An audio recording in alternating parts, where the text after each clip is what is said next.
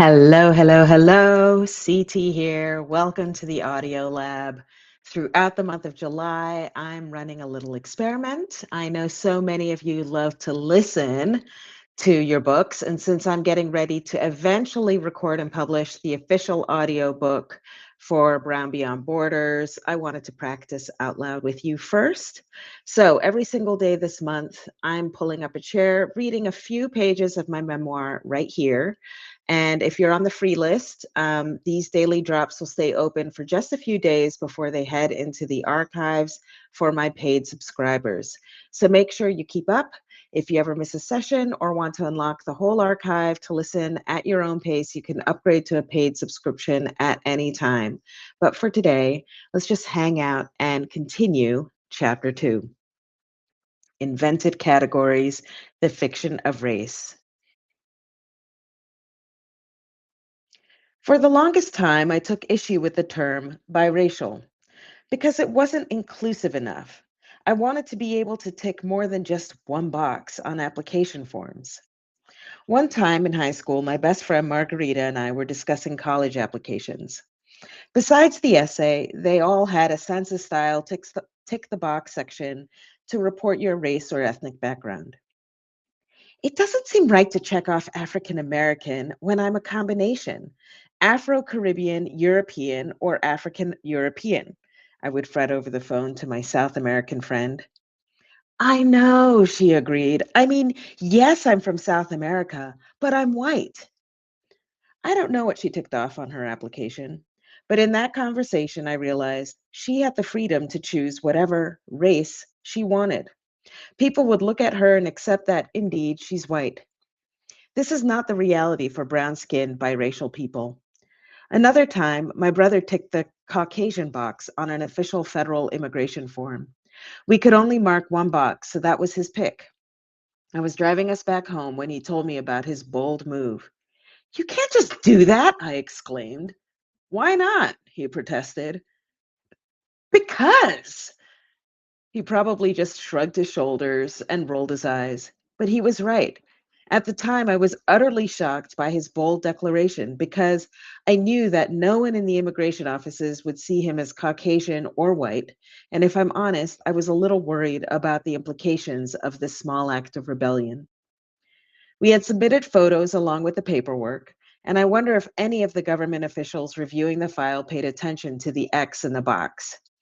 Maybe one of them made their declaration, black male, brown eyes, 5'10 inches, thinks he's white, could be nuts. While some people reading this might dismiss my box ticking anecdotes as making a big deal out of nothing or simply absurd, these moments for me were confusing and even a little anxiety inducing. I was worried for my brother.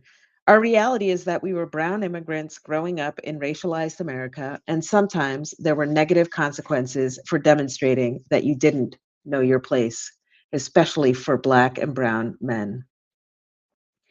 Aside from some of the worries I had about my brother choosing to mark the wrong box on the form, I was generally frustrated and confused about the need for this exercise. The forms are overly simplistic and offer minimal options for self definition. Also, we were quite aware that our identities had already been ascribed to us, denying us social acknowledgement of a part of our heritage. For brown biracial immigrant youth, our experiences are further complicated by our mixed heritage in comparison to our single race peers. We often grapple with identity struggles, not feeling entirely accepted by any single racial or ethnic group. For me, this resulted in a lot of confusion about my friendships as well as feelings of isolation.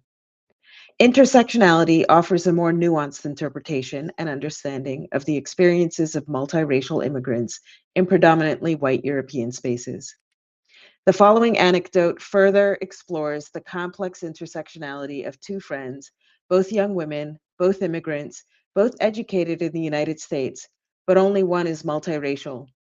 It examines the challenges that arise when social constructs related to race, gender, family expectations, and cultural definitions intersect and influence individual experiences and perceptions. When I was a sophomore in university, my best friend was from Eastern Europe.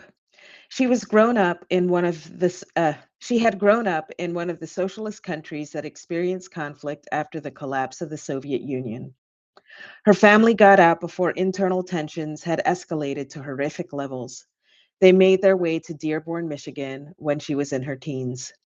And by the time we became friends, Katerina's parents had moved into a house, run their own business, and were preparing to send my friend's younger sister to college in a few years. Although I don't know the details of their journey to the United States, I can imagine that adjusting to a new life was a difficult process. For the first several years, they would have to learn English as well as the codes of their environment. Even after gaining legal residency, they would always feel like visitors, and they would experience microaggressions too. Katerina and I were inseparable. We spent a lot of time together, studying together, talking, and shopping for groceries. And she even taught me some words in her home language, which she prided herself on knowing fluently because she had every intention in those early college years of returning home, especially since the turmoil of her home country had quieted down and more precise political boundaries had been drawn up. Most of the time when I was with Katerina, I didn't think about my skin color. We had a good time.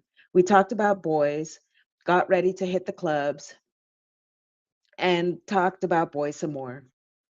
One day, as we were getting ready to go out and meet up with some friends, I mentioned the name of a young man we had met the previous week. He was gorgeous.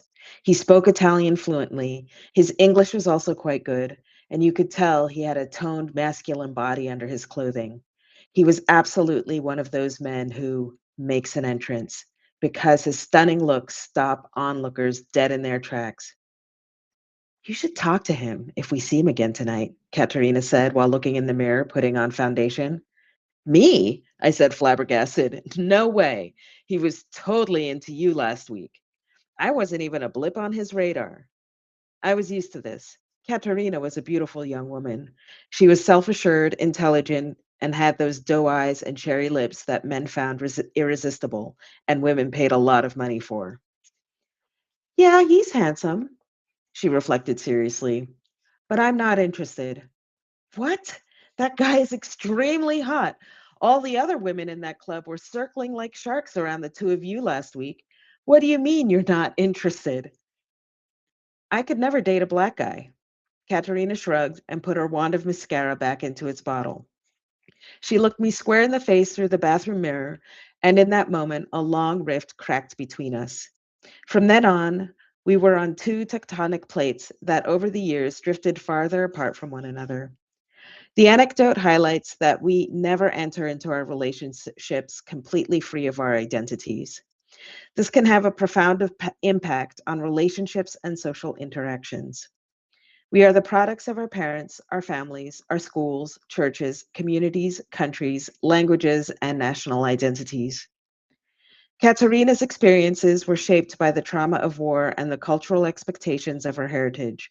Her comment about not dating a Black man reveals how societal biases, prejudices, and stereotypes can influence personal choices and limit individual autonomy. On a simpler level, her comment permanently fractured our relationship. My best friend's deep rooted bias contradicted the friendship we had built, one in which I had believed I was an equal. And that is where we're stopping for today. And it also concludes chapter 2. So, if you have a question about the book, the writing process, or anything we covered in today's segment, drop it in the comments of this post. I might just answer yours on a future episode. I'm really glad I get to share this unedited process with you. Look out for the next pages in your inbox tomorrow morning. And if you know someone who would connect with this part of the journey, please share this post with them while it's still open to the public. And if you want to support this audio experiment and my writing as I start drafting book 2, consider becoming a paid subscriber to unlock everything. Thank you so much for listening, and I'll see you tomorrow.